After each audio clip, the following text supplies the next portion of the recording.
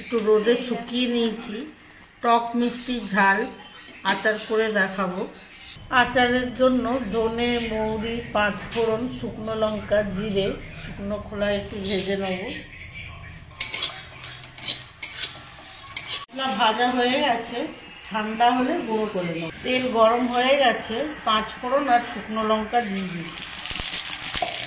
আম দিয়ে দিচ্ছি,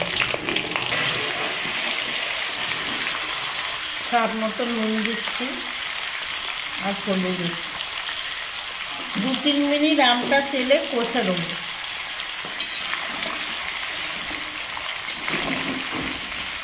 দু তিন মিনিট কষে নিয়েছি। একটু লাল মির্চ দিয়ে দিচ্ছি,